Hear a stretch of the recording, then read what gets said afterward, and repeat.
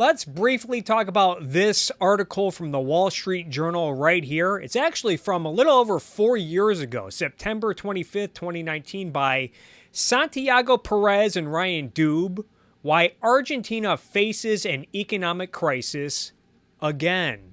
Oh, spaghetti-o! Only going to be reading a little part of this article. Article says, the underlying problem is a country living beyond its means. The government routinely spends more than it makes through taxes and other income. That's just not smart. In nearly every year since 1950, except for a few in the early 2000s, when soy export prices took off, Argentina has run a big fiscal deficit. Under the conservative Mr. Macri, or Matri, I don't know, I might be mispronouncing that. Well, excuse me, princess. This has averaged about 5% of annual economic output. Article goes on to say, to make up the difference, Argentina often prints money that fuels inflation or borrows dollars from abroad or both. Yeah, guys, it turns out that printing money results in inflation. In other news, fire is hot and ice is cold.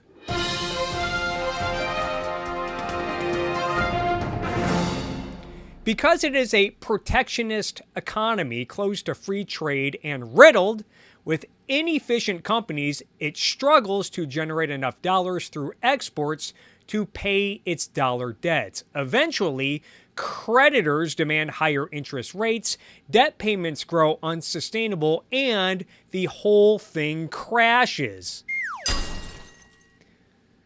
And it sounds like inflation has been serious, devastating for Argentina for a while at this point. Did not just happen as a result of COVID like in most countries. There's this article from The Guardian from 2022 titled, How Much? The Absurdity of Inflation in Argentina. Article even features this picture of a man using 10 peso bills, Argentina currency, as wallpaper because money at this point, I guess in 2022, again, this was October of 2022 by Naomi Larson. Money is worth less than wallpaper in Argentina. And even this article reports, as the rest of the world is forced to cope with soaring price rises, there is no major economy that understands how to manage life with inflation better than Argentina. It's a reality Argentinians have been living with for much of the last half century. Even today, the country's central bank keeps printing money to account for the unrelenting fiscal deficit. That's just not smart. While owing billions of dollars to the International Monetary Fund. And then this article on Bloomberg, written by Manuela Tobias from just earlier this year, September 27, 2023, reports that just over 40% of the population in Argentina lives in poverty, while inflation is above 124%. And then according to the Cato Institute's Index for Economic Freedom, Argentina ranks 158 on their Index of Economic Freedom. And then Heritage ranks Argentina 144th on their Index for Economic Freedom. They are in the mostly unfree category, just in case anyone's going to try to blame all of this mess in Argentina on unfettered, unregulated capitalism. Blow it out your ass. And I imagine that the lack of economic freedom in Argentina is largely a result of what is called Peronism, named after the politician Juan Perón in Argentina.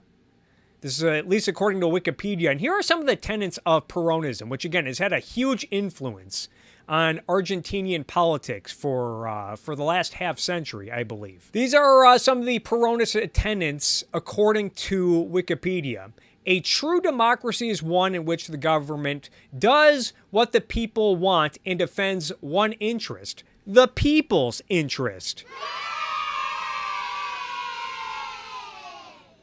For Peronism, there's only one class of person, those who work, but this one tells it all right here. When it comes to political action, The scale of values of every Peronist is Argentina first, the movement second, and thirdly, the individuals. No offense, but it sounds like some fucking commie gobbledygook. Anyway, for the last 2 years, I've started this tradition where I put up my last video of the year is where I talk about another year of unfettered, unregulated capitalism. It's a tongue-in-cheek title where I detail all of the events of the year that showcase how we in America, contrary to what many socialist and economic fascist asshats will lead you to believe, we do not have unfettered, unregulated capitalism in America.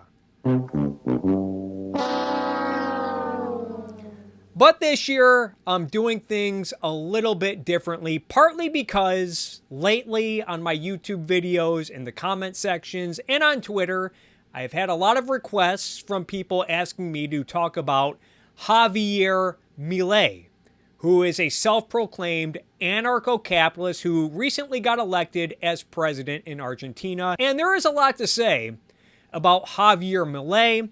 I know that many in the media have tried to compare him to former President Donald Trump. At times compared to Brazil's president, Jair Bolsonaro, and former U.S. President Donald Trump. Yeah, and he's been described as far right by a lot of media outlets, whatever the hell that means. And I'm not sure how much Trump and Milei have in common. I know you could say that they both jumped from careers in television to politics. They both have bombastic personalities, and they both ran on a campaign of being anti-establishment. But as far as I can tell, that's where the similarities end, especially on economic policy. Trump and Milei differ a lot. There's also this bizarre notion that Milei is a populist, and yeah, I guess you could say that Milei, he represents a backlash against the status quo and the political class in Argentina. What I find interesting is much of Argentina's political class, from what I can tell, has been dominated by the ideas of Juan Perón, which again, even according to Wikipedia, is described as a populist ideology. It seems like a lot of political factions in Argentina like to proclaim themselves as populists. And I guess this is just further proof that there's not really anything special about populism, because populism is not really organized around a consistent set of ideas or a coherent ideology or principles, other than ordinary working people rising up against the establishment and the elites, which you can say is sometimes justified and sometimes necessary, but if the masses are motivated by bad ideas, then it can sometimes be a disaster. Sometimes they make things worse. But it looks like when it comes to economics, Milei is probably as good as it gets. A reason why I've hesitated to get excited about Milei or talk about this topic is because I don't really know much about Argentina. I definitely don't have a firm grasp on how their government works.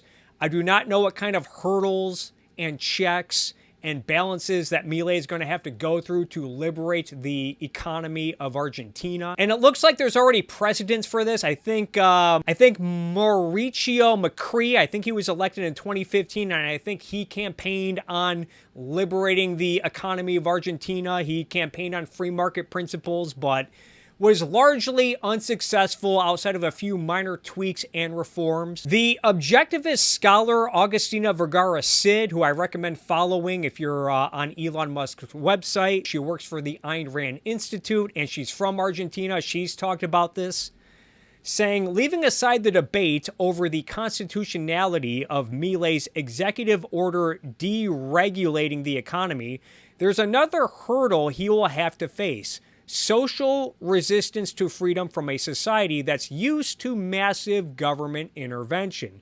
There are at least two fronts that Milei will have to resist: those who actively hate freedom and lose their privileges with the new norms, and those who simply do not know economic freedom and will struggle to adapt. Freedom means thinking for yourself and taking responsibility for your decisions. with statism. Bureaucrats do the thinking for you, and they bail you out if you made a mistake. This shift in mentality will be hard, but worth it. I also noticed Argentina tweeted out this, talking about Milei's attempts to prevent disruptive protests. Says, hard to overstate how terribly disruptive pickets are in Argentina. I used to live in a big city downtown with pickets on my street twice a week. I could not get to my car out to go to school. People could not get to work. Ambulances could not get to nearby hospitals. Imagine the endless situations in which blocking a major street can cause terrible and often irreparable damage. Argentinians have been dealing with that for years and years. Ending this madness is a great policy by Milei's government. I would also like to add, I'd like to suggest that you guys check out this video that was put up on the Ayn Rand Institute's YouTube channel featuring Augustina, where they talk about Milei and his election victory and Ayn Rand's influence on Milei. Very interesting discussion. But even if Milei does not have intense opposition from unions and pressure groups and opposition parties, dealing with the mess that is Argentina is not an easy needle to thread from what I can tell. This piece on the Wall Street Journal talks about how difficult this task is going to be, titled Argentina's New President Has to Defuse an Economic Time Bomb. This is written by Moises Naim on December 8th of this year. And it talks about how trying to fix a broken patronage state is like trying to defuse a ticking time bomb. Cut wires in the wrong order and the entire thing is liable to blow. For instance, Milei has made no secret of his ambition to liberalize capital flows and end Argentina's absurd foreign exchange system. If he does that before he's addressed the big fiscal imbalances Argentina faces, he could set off massive capital flight, kneecapping the rest of the reform effort.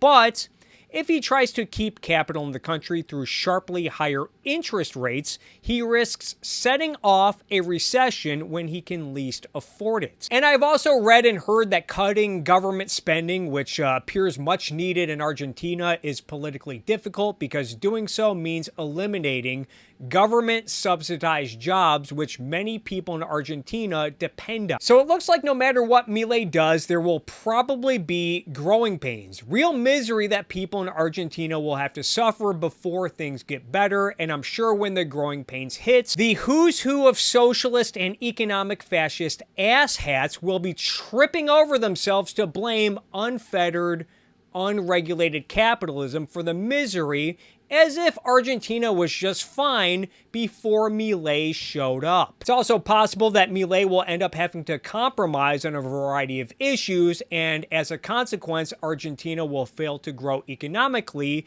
and the living standards in Argentina will either stay terrible or get worse, which, again, will probably be blamed on unfettered, unregulated capitalism. Blow it out your ass.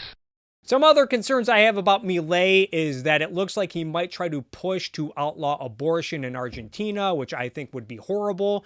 I also don't like his anarchism streak, but from what I can tell, at least according to Wikipedia and other sources I've heard on this topic, in practice, he is a minarchist, acknowledging that government should have a role in justice and security.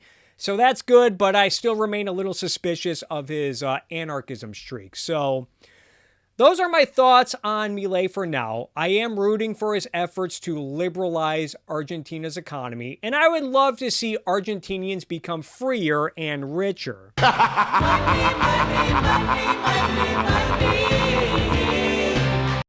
I'm also having trouble finding good sources on this topic on Argentina's history of politics and economics, at least in English form. I think even one of the books that Milei wrote, it's not in English yet, but if anyone has any good sources on this topic, books, studies, news reports, documentaries, whatever, feel free to leave a suggestion in the comments section. But either way, Happy New Year, everyone, and hopefully 2024 will be the start of Argentina moving toward unfettered, unregulated capitalism.